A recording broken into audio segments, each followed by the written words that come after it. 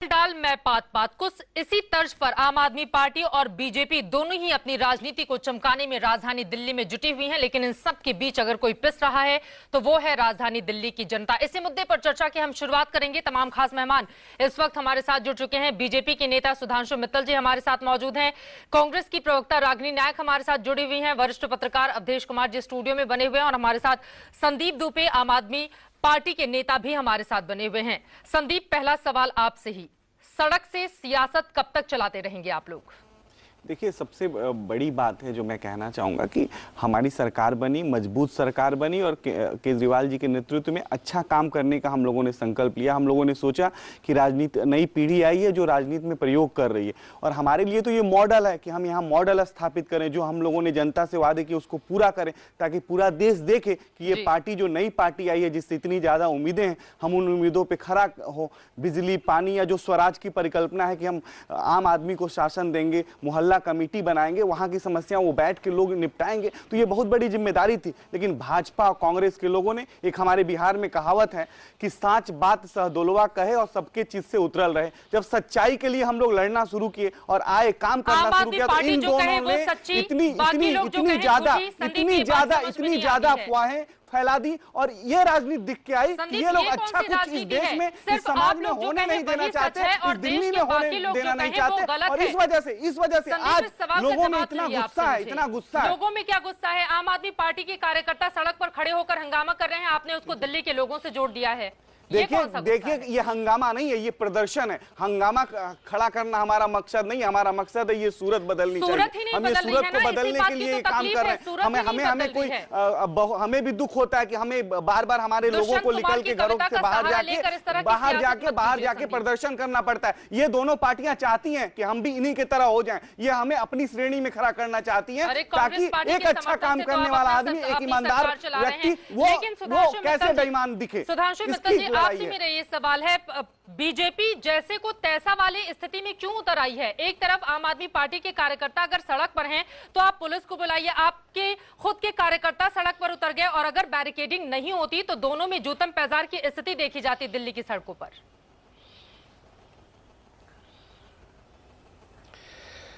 चित्रा जी, कुछ तो न्याय कीजिए। अराजकता बनाम आत्म सुरक्षा, क्या ये दोनों एक ही तराजू में तोले जाएंगे? ये तो ठीक नहीं है। मैं दो तीन चीजें इनके इल्जाम के बारे में पहले कह दूं, फिर आगे चलेंगे। मदन लाल जी कहते हैं कि 7 तारीख की रात को मुझसे संपर्क करा गया और कहा गया कि हम किसी बड़े नेता से बात करवाएंगे। अब इससे ज्यादा हास्यप्रद और झूठी कोई बात हो सकती है? बिल्कुल। तब तक तो वो चुने भी नहीं गए थे और अगर 7 तारीख को ही अगर सब कुछ करना होता तो सारे जो इनके चुने जो प्रत्याशी लड़ रहे थे हर एक से संपर्क होता। सुधांशु जी, तो फिर आप लोग केस कर देते। अगर इस तरह का अनर्गल आरोप लगाया जा रहा है तो मामला कम से कम कोर्ट तक पहुंचता। सड़क पर उतरकर वहीं पर न्याय कर देना, ये तो कम से कम जस्टिस की श्रेणी में नहीं आता है ना। चित्रा जी, मुझे अगर अपनी बात रखने दें तो फिर सारी चीजें सामने हो जाएंगी जी। एक कानूनी पक्ष मैं आपको और बतला देता हूं। क्रिमिनल प्रोसीजर कोड के अंदर यह कहा गया है कि अगर कोई गुनाह होता है और आपको उसकी जानकारी है तो यह आप पे मैंडेटरी है कि आप पुलिस में उसकी खबर देंगे। यहां अगर ये जो 20 करोड़ की बात कह रहे हैं, इनको घूस देने की कोशिश हुई तो इनके ऊपर यह मैंडेटरी है कि ये पुलिस में उसकी रिपोर्ट करते। बिल्कुल। क्यों नहीं करी? इसलिए नहीं करी क्योंकि हुआ ही नहीं, तो रिपोर्ट क्या करे? और अगर झूठी इसका हम जवाब ले लेते हैं संदीप से। प्रोसिक्यूशन हो जाता है। संदीप, ये तो बात वास्तव में हास्यास्पद है कि 8 तारीख को रिजल्ट घोषित होने वाला होता है और उसके ठीक एक दिन पहले क्या किसी शख्स को ये मान लिया जाए कि दरअसल वही विधायक चुना जाएगा और उसे फोन करके कि आपको हम चीफ मिनिस्टर बनाएंगे, आप अरुण जेटली से मिल लीजिए। इस तरह के बिना तथ्यों के, बिना सबूत के सामने आ जाना और किसी भी बड़े नेता पर आरोप लगा देना, ये कैसी सियासत है? सुधांशु जी मेरे बड़े भाई हैं, इनको पता होगा। जो व्यक्ति आरोप लगा रहा है, मदन लाल जी, वो नई दिल्ली बार एसोसिएशन की 2 बार अध्यक्ष रहे हैं। साकेत बार जो एशिया का सबसे बड़ा बार है, आज की डेट में प्रथम अध्यक्ष होने का गौरव उन्हें प्राप्त है। वो वकीलों के नेता भी हैं। अगर वो कोई बात कह रहे हैं तो वो बिना और चीजें देखिए, यही बात है, चीजों को गुमराह करके और बार बार अपनी बातों को हम जो कह रहे हैं वही सच है, दूसरे की बात में सत्यता है और उस सत्यता को स्वीकार करिए। अगर ऐसा नहीं होता तो अरुण जेटली जी को खुल के अपनी सफाई देनी थी, बात करनी थी, वो तो कुछ कह ही नहीं रहे। चलिए रागिनी के पास हम चलते हैं। रागिनी नायक, कांग्रेस पार्टी तो अपने आप को विन विन की सिचुएशन में पाती होगी, आम आदमी पार्टी और बीजेपी के बीच इस तरह की शिकायत क्यों नहीं कर रहे हैं? अभी तक ये नहीं बताया कि पुलिस में शिकायत। ये सवाल मुझसे पूछा गया है रागिनी, आपसे ही सवाल है ये। चित्रा जी, माफ कीजिए, थोड़ी सी ऑडियो में खराबी है इसलिए मैं समझ नहीं पा रही हूँ। अगर लोग आए तो आप ये मेरा सवाल ये है कि क्या 2014 के मद्देनजर का सवाल उठता है, जहाँ तक आरोपों का सवाल उठता है, जहाँ बात की जाती है तालियां बटोरने की राजनीति की और जहां पर बात की जाती है मुद्दों से जनता का ध्यान भटाने की, तो मैं समझती हूं कि आम आदमी पार्टी और भारतीय जनता पार्टी एक ही ताली के चट्टे बट्टे हैं। कैसे, मैं अभी आपको बताती हूं। भारतीय जनता पार्टी की बौखलाहट बहुत स्पष्ट है। असल में हुआ ये कि शुरुआत तो इन्होंने की ये कहकर कि हम रचनात्मक विपक्ष की भूमिका निभाएंगे, लेकिन इतिहास गवाह है, चाहे संसद को ठप करने की बात हो या 15 दिन की आम आदमी पार्टी की सरकार में खुद भी 15 दिन धरने पर बैठने की बात हो, भारतीय जनता पार्टी सबसे ज्यादा आगे हमें दिखाई दी है। आज ये दुहाई दे रहे हैं कि तथ्यों के आधार पर, प्रमाणों के आधार पर आपने हमारे ऊपर आरोप नहीं लगाए। मैं पूछना चाहती हूं, अभी कुछ दिन पहले मित्तल जी बताएं यहां पर, नितिन गडकरी जी ने भी कुछ ऐसे ही आरोप लगाए थे जब कहा था कि कांग्रेस पार्टी और आम आदमी पार्टी की साठगांठ है, एक दिल्ली के बड़े होटल में इसको अंजाम दिया गया है। तब तो यहाँ पर तथ्य और प्रमाणों की रागिनी, पर्दे के पीछे कुछ तो होगा ना, तभी तो आप लोग समर्थन कर रहे हैं आप पार्टी को कि बड़ा नेता जो है वो आलोचना के परे है। अगर सुधांशु मित्तल विपक्ष में है और संदीप कुमार पक्ष में है तो आप भी तो निष्पक्ष नहीं है ना, यथार्थ से दूर होना है। इसलिए बहुत जरूरी है कि इन चीजों से सतर्क रहा जाए। एक चीज मैं और जोड़ना चाहूंगी चित्रा जी, आम आदमी पार्टी की भी यहाँ पर कसमसाहट जो है वो सामने स्पष्ट हो जाती है, क्योंकि प्रशासन में अकर्मण्यता दिख रही है, विफलता दिख रही है।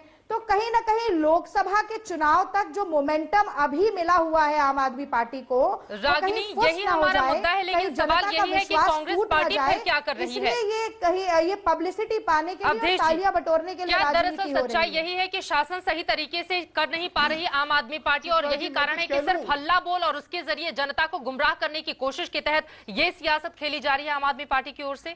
और अब तो बीजेपी भी जैसे को तैसा वाली स्थिति में उतर आई है। देखो, दिल्ली विधानसभा चुनाव में मुख्य आकर्षण क्या था आम आदमी पार्टी का? बिजली, पानी और हल्ला बोल जी। तो आम आदमी पार्टी ऐसा नहीं कि बिल्कुल काम नहीं, थोड़े बहुत काम इन्होंने किया है, लेकिन मुख्य समस्या इनकी क्या है कि ये उससे इवेंट मैनेजमेंट से, एडवर्टीजमेंट से और हल्ला बोल प्रचार से बाहर निकल ही नहीं पा रहे हैं। अब देखो, ये बहुत बहुत सोची समझी, आप देखो कितना, प्रधानमंत्री के उम्मीदवार नरेंद्र मोदी हैं। पहले इन्होंने भ्रष्टाचार की, भ्रष्ट नेताओं की सूची जारी की बिना प्रमाण के, 1-2 के न्यायालय में चल रहे हैं लेकिन बाकी नहीं है। वो इनका मुख्य जो है यूएसपी होने वाला है कि ये सारे भ्रष्ट हैं। अब उसमें नरेंद्र मोदी का नाम नहीं था, फिर नरेंद्र मोदी का नाम जोड़ो।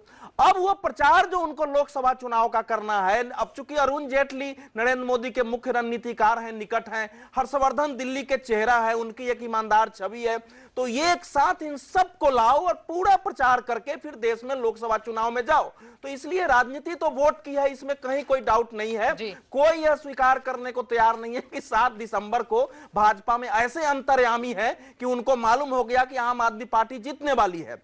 जहां तक दूसरा प्रश्न है, मुझे यह बहुत अच्छा लगा है कि आम आदमी पार्टी को आज उसकी शैली में जवाब देने की शुरुआत हुई है। मैं इसको कदापि बुरा नहीं मानता हूं, क्योंकि उस पार्टी से अगर आपको निपटना है तो उसकी शैली में ही आपको आगे आना पड़ेगा होगा। और इसी को अराजकता भी बार बार कही जा रही है। अगर आप पार्टी के संदर्भ में हम बात करें, मैं आती हूं अवधेश जी, लेकिन संदीप ये सवाल जो सूची जारी करे नेता वो सबसे ईमानदार है, बाकी जितने नेता हैं देश के भ्रष्ट हैं। आप लोगों ने सर्टिफिकेट बांटने की वो लेकर रखा हुआ है क्या कि हम सभी नेताओं को अपने हिसाब से सर्टिफिकेट लेंगे और ये नेता अच्छा है, ये बुरा है? ये बात तो समझ में नहीं आती है। हरिश्चंद्र का जो है जीन आ जाता है अनुवंश की मनी। इसके सुधांशु मित्तल जी कुछ कह रहे हैं, इसका जवाब मैं लूंगी। सुधांशु जी, और एक और भी चीज पूछ लीजिए, शीला जी का नाम क्योंकि उस सूची में नहीं था, तो शीला जी ईमानदार है या भ्रष्ट है ये और बता दें, क्योंकि 370 पेज का कागज लेके ये बड़े उससे पुलिस वालों के पास गए थे, और अब जबकि एंटी करप्शन ब्यूरो इनके नीचे है, अभी तक शीला जी के बारे में कुछ नहीं करा है, अब ऊपर से चिट्ठी लिखते राष्ट्रपति जी को, जबकि कानूनी इस विषय पे अधिकार क्षेत्र इन्हीं का ही है, लेकिन अपने अधिकार क्षेत्र में काम ना करके फर्जीवाड़ा करने के लिए राष्ट्रपति जी को चिट्ठी लिखी। जवाब ले लेते हैं इसका। शीला जी को तो जवाब दिल्ली की जनता दे चुकी है, अरविंद जी को जिता के। दूसरी बात, हमारा जो मुद्दा है, 10 बार शीला जी का नाम लिया, भ्रष्टाचार की इतनी दुहाई दे रहे हैं, ये क्यों नहीं कहते कि एक और वादा किया था आम आदमी पार्टी ने कि भाजपा द्वारा शासित एमसीडी में जो जितने घोटाले हुए हैं दिल्ली में, उसकी भी कलई खुलेगी, उसको हमेशा भूल जाते हैं। अपनी सुविधा के हिसाब से भ्रष्टाचार को मिटाने की कोशिश की जाएगी और अपनी सुविधा के हिसाब से ही किसी व्यक्ति के नाम को बार बार लिया जाएगा। अरुण जेटली जी तो आलोचना से परे हैं, लेकिन शीला दीक्षित जी का नाम बार बार लेते हुए सुधांशु मित्तल जी को जवाब हम ले लेते हैं। संदीप, ये बातें समझ में नहीं आती हैं, जिन मुद्दों को लेकर आप राजनीति में आए, दिल्ली के उन मुद्दों को हाशिए पर रखते हुए सड़क से हल्ला बोल की राजनीति अब क्यों की जा रही है आम आदमी पार्टी की ओर से? मैंने पहले भी बोला कि हम लोग का ये प्रयोग है यहाँ पे दिल्ली में, हम लोग गांधी के सपने को पूरा करने निकले हैं। बात तो सुनिए, स्वराज की परिकल्पना के साथ आए और हमारा जो सबसे बड़ा मुद्दा, हम आपके सवाल का जो जवाब तो दे देने दीजिए प्लीज। चित्रा जी, सवाल का जवाब दे देना। तो आप गांधी को जोड़कर गांधी को जोड़ना बहुत जरूरी है, क्योंकि अरे मैं गांधी बनूं आपको दिक्कत हो जाती है भैया। ये 65 सालों में काश कांग्रेस और बीजेपी के हमारे साथियों ने उनके विचार को समझा होता।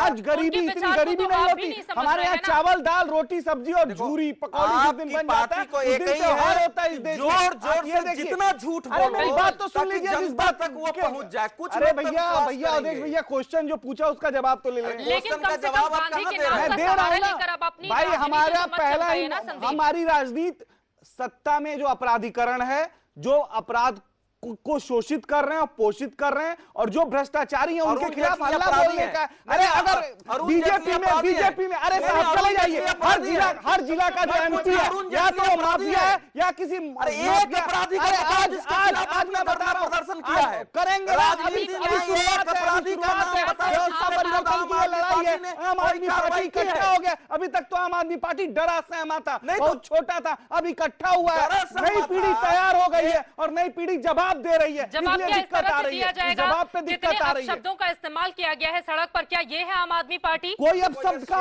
प्रयोग नहीं हुआ, कोई सठे साठियम समाचार, कितने अब शब्दों का इस्तेमाल किया गया है? क्या आप सठे साठियम समाचार मानते हैं मनीष? ऐसा है तो कभी कभी ऐसे लोगों से इसी तरह निपटना पड़ेगा कि हर कुछ अंतराल पर हल्ला बोल नहीं किया, कोई सनसनाहट भरी बयान नहीं दिया, धरना प्रदर्शन नहीं किया तो हम सुर्खी से गायब हो जाएंगे। तो करना पड़ेगा, गांधी जी भी विरोध करते थे। अगर